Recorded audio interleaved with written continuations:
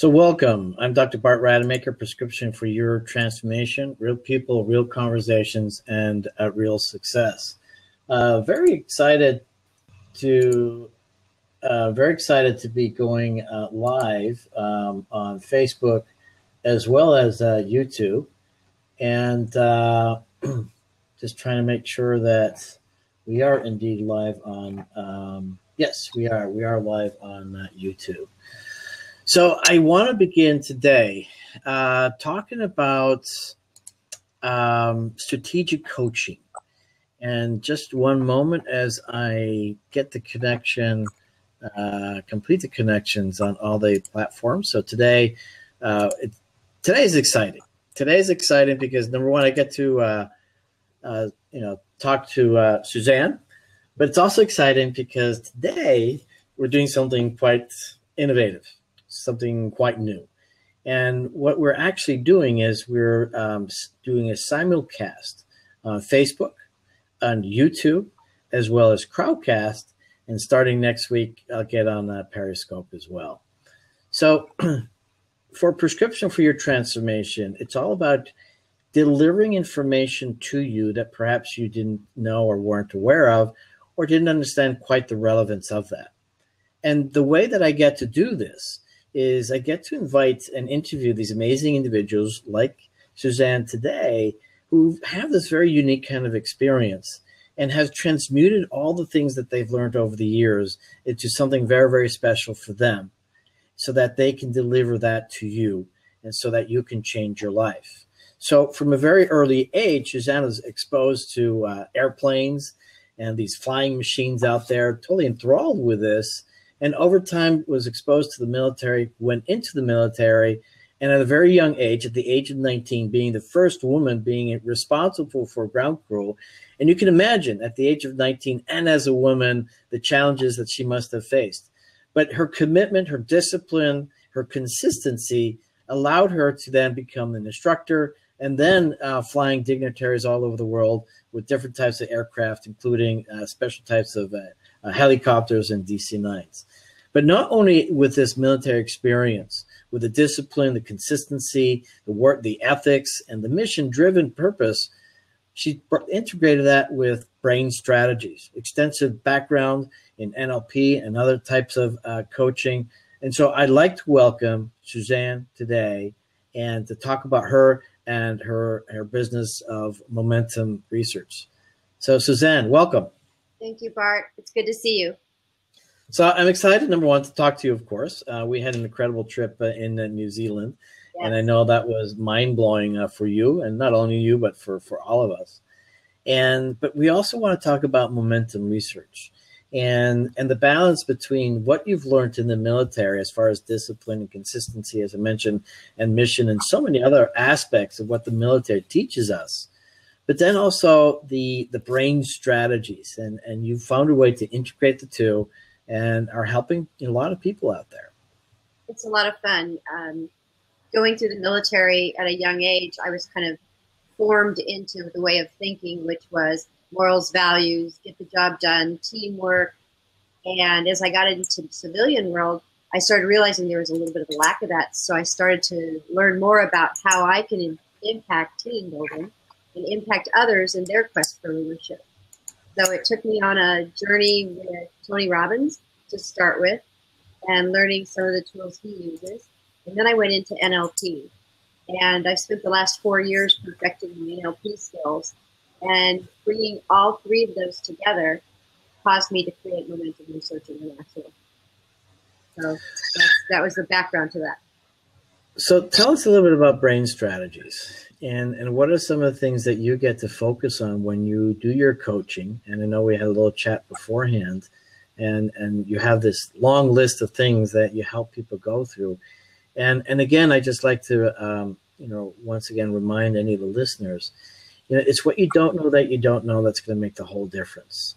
And just listening to Suzanne today with some of the key insights that can really change your life will be extremely valuable. So if you like, just share some of those with us. Well, one of the first things that I work with is as we go through life, there's things that happen to us. And It's how long we stay in that pain, because pain is inevitable, but suffering is optional. So I try to work with my clients on that first premise. Don't stay in suffering so long. Find a way to get out of that bottom of your emotion and come and stay at a level, I call it a level where you're going from, this is where I started from, and then I go down into pain, but I want to stay up here. So we stay up on this level keel. The other thing I work with is the 6 human needs and understanding what other people's model of the world is.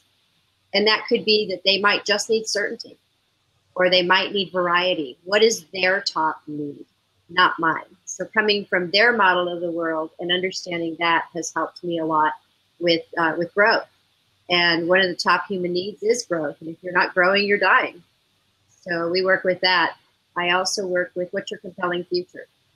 What are you doing today that's going to pull you through the times in your business where you might not have all the answers, but you know that compelling future is so strong? We could even go to Think and Grow Rich.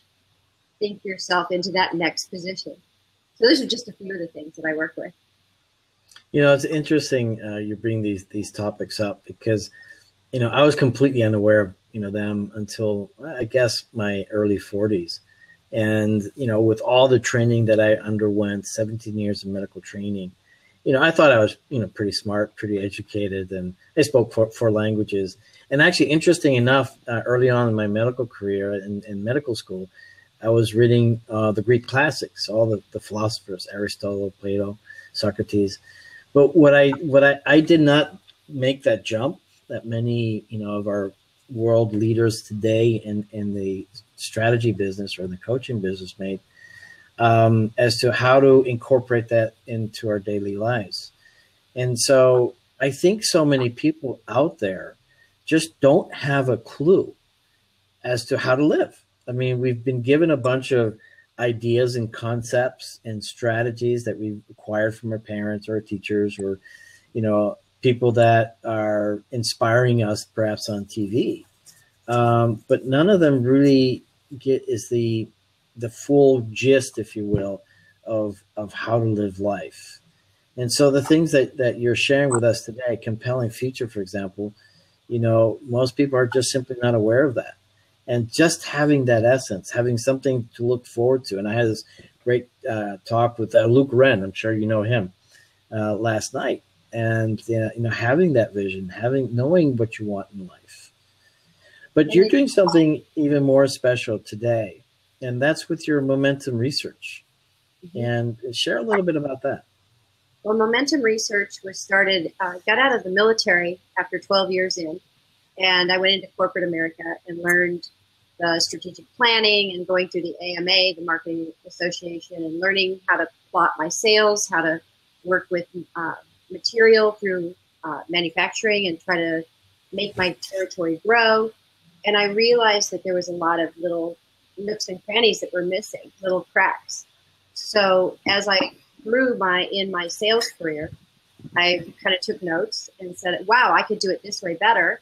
So I would try that in my territory on the side, not really tell a lot of people. And I found success and failure. And I took those successes and I realized that not only is it coaching individuals, but it's businesses. What's your strategy to get to the next level? What are the 7 forces of business mastery that you have to apply to your business to grow? What's your mapping? What's going on in the future with you? Are you using the right technology? I'm able to network with a number of really innovative companies, and I'm finding awesome ways to get the word out there, not just through marketing in the old sense, the old-fashioned way. And how do you inspire your team? So not only do I inspire individuals, but how do you inspire your team to get to that next level? What are you doing as a leader to show them that you've already got what it takes? And who are you bringing up in your team to be that next leader? So it's a combination of my sales background and marketing and my brain strategy and some of the things that I've learned over the last 7 years on my own journey in personal development. So bringing that into a team environment, a business environment, it gives them an opportunity to breathe. I think sometimes in sales or in our marketing meetings, we all tend to tense up, and we're really good at PowerPoint presentations, but are we really having fun? And sometimes when we're at work, we're just not having fun. So that's also part of why momentum research started. Yeah, and again, it's the conversation I had yesterday, and it is about having fun. It's appreciating that you've got a choice. And if you remember, the talk in New Zealand, there's this little girl by the name of Gabby Rademaker, Your lovely daughter, and my lovely daughter, and she said it very eloquently. We have a choice, and what's interesting is that so many people often think that they must do a certain thing to be happy. They must follow certain guidelines or rules, or a particular profession, or just get married at a certain time and have so many kids, or just follow a dogma or a religion. Yes. And hoping, in the hopes to find that happiness, and really not living a life by their design, or living a life of passion. And you and I have been in that environment with Tony Robbins, where it is all about passion. It also starts about with identity. Who are you? And these are all the things that you get to help people with, is helping them appreciate who they are and where they want to go. And so that's very commendable. And I know you've been very successful in the fundraising business and turning things around. And also you had an incredible experience in New Zealand. Is it okay to talk about that for a moment? Absolutely. It changed my life. I cannot boast and beam as much as I can about my trip to New Zealand. It was just phenomenal. Even when we were cold, and we were sleeping on the floor with the Maori tribe, the Wataha, on the North Island, and 38 of us were on these little mattresses, and it was freezing cold. The snoring symphony was nutty. It was still a beautiful moment, and living in a beautiful state with 38 other people. I'm going to tell you, Bart, it was, as you know, it was just life-changing. And I tell everyone 2 things I learned the most out of this trip. First of all is live with no expectations. Because if you don't have expectations, you're able to appreciate the gifts that you get without saying, oh, wait, that didn't happen. Oh, wait, this didn't happen. Oh, it did happen. It happened for me, not to me. The other thing I learned is, and this, I know this sounds crazy, but I jumped out of an airplane over Fiji. And I was scared. I've been scared all my life of leaving a perfectly good airplane. And I was with one of my dear friends, Maria Mattarelli, on the trip, and she and I kind of pushed each other a little to get on that Cessna and fly to 14,000 feet. And I realized Will Smith is correct. There's a video that Will Smith does, and it says, liberation is on the other side of fear. Yeah. And I tell you, I think I'm still glowing. I think I still have the afterglow of jumping out of an airplane. It was amazing. Yeah, and anybody who can watch that, it's a funny piece. It's on Facebook, by the way, and I forget the name of it. I think I liked it, so maybe I'll post it. But you're so right on. And he talks about this whole story that, he just kind of says, okay, I'll jump. And then the night before, he's freaking out. Did I say What's that? He says, did I say I was going to do that? Oh, all my buds are going, so I got to go. Kind of the Maria Suzanne thing. But you know what? And you're fearful to the very moment that you're ready to step out of the airplane. And they say, okay, on the count of 3, we go. And then he says, on the count of 1, 2, and then at 2, they push you out, because at 3, you're holding on to the rails. And it's so funny. And our life is driven so much by these fears that just simply don't exist. And I think Mark Twain said it best, and I'm not going to say it in the right way, but he says something to the fact that, I die 1,000 times a day for these horrendous things that I can imagine, and of which none of them ever happen. And so why do we do that? Why do you think we do that? I think we're so conditioned. Our brain tells us it's fear or flight. We've got to find something wrong. We let our brain rule our world, where it's our heart that really should rule our world. And we should come from the heart. And you know, you get in your brain, it's just, there's no way out of fear or flight. So when you're in a loving environment and you're coming from your heart, you have nothing but love to give. And so I think fear is just an illusion that we've taught ourselves that, oh, what's going to happen? Well, what is going to happen? I might have fun. It might be an amazing journey floating down from 14,000 feet to the earth. The other thing that was so amazing was breaking through another fear. And a lot of us had it, which was speaking on stage. And I've had the pleasure of doing that a couple of times, but not in a stadium, in another country, in front of 3,000 people, and did my 8-minute talk, and it was beautiful. It felt good. I made connections with the audience. So being able to break through that barrier was also amazing. And then I held a 90-minute workshop the next day. And that workshop also reminded me that in my business with Momentum Research, not only do we build a volunteer base or a customer base, we build raving fans. And it's not our customers or our end users that are our raving fans, it's our own team. If everybody gets on the same mission and has the same outcome, you have no choice but to have raving fans that create more raving fans, kind of a snowball effect to your customers.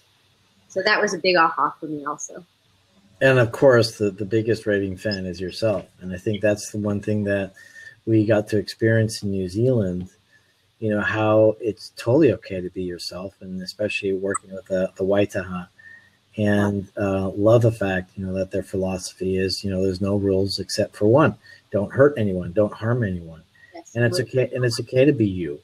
And, you know, so just as I always like to put it, you know, just celebrate your faults and your weaknesses, but as well as your greatness and your magnificence. And all of that, you know, has a purpose in of itself. And that's for you to develop, to evolve, to become the best version of yourself. And that's why, you know, again, I have this platform so that people can discover people like yourself who've gone through this journey. I mean, just look at what you've done. You know, you joined the military at a very young age and very decisively, you know, picked a career and a path that most people would be scared to do, and faced tremendous challenges, because I can't even imagine what it's like as a 19-year-old in the military dealing with a lot of adults, right? You're still a kid at 19, basically. But not only that, being a woman and how challenging that can be. And, you know, you dealt with it, and you dealt it with eloquence and style. And today you're reaching a place where, you know, with all those learnings over the years and realizing with compassion how tough it was, that you now are in a position to teach others and mentor others and guide others in their path to better success. It was, again, that compelling future. Not knowing what it was, but now that I've learned how to pull from within, I realized that nothing was going to stop me. I was going to be flight crew, and I was going to be the best flight crew I could be. And that's pretty much how I attack anything I do in life. I try to be the best that I can be, and my team is the best they can be. So giving them the opportunity to step up and serve is important. And learning that compelling future at a young age, everything I do in life is very similar to that. It was a lot of fun and a lot of work, and got to see a lot of really amazing places in the world. Met a number of different people from different cultures, and back in the 80s, going to Japan, even meeting the little girls in Japan that were teaching me how to write their name in their hieroglyphics. In Dunedin, when we were in New Zealand, I got together with a bunch of little girls that were just adorable. They were high school girls. And we took a picture with all of us that I put right next to my picture from Japan. So nothing changed from 1981 to today. It's just the same type of feeling when you meet other people. That is awesome. So how do people find you, Suzanne? If they want to connect with you and you know, acquire your help, How do they do that? I'm at info@momentumresearchintl.com. Momentum Research, INTL for international.com. My cell phone to reach me directly is 407-412-8289. And Facebook, I'm on Facebook. So awesome. So, well, I'm Dr. Bart Rademaker, Prescription for Your Transformation, talking to the amazing Suzanne Oliver. And, you know, what a great person you are, that you're out there helping people and contributing so much, way beyond yourself. And I know in the world of charities, you've done tremendous work. And so I look very much forward to continuing our conversations and, you know, bringing more people together and talking about, you know, the very specific things that can help others to change their lives. I'm very blessed to be in this space where I get to talk to people like yourself and Luke Wren from yesterday, and people from the Tony Robbins world, but also all walks of life, and learning, you know, the gifts and talents that these people have, and how they've overcome their own particular challenges, and in this manner, letting people know that you're not alone. You know, there's people out there that are walking in the same shoes as you are, and they're the ones that actually get to understand what it is that you do. And I know you've done some tremendous work with some vets, particularly, you know, women vets, and anybody who's a woman vet and wants, you know, to talk about what's going on in their life and how they can manage a brighter future, you know, check out Suzanne, because I know she's got a big heart for that as well. So once again, I'm Dr. Bart Rademaker, Prescription for Your Transformation, real people, real conversations. And it's about bringing new voices, new solutions, tapping into your authentic genius, and living the life you desire. And today is the first time, and hopefully it worked out, that I do the simulcast on Facebook, YouTube, and Crowdcast, and hopefully it worked out. So Suzanne, thank you so much. Thank you, Bart. And I'll talk to you soon. Yes, thank you.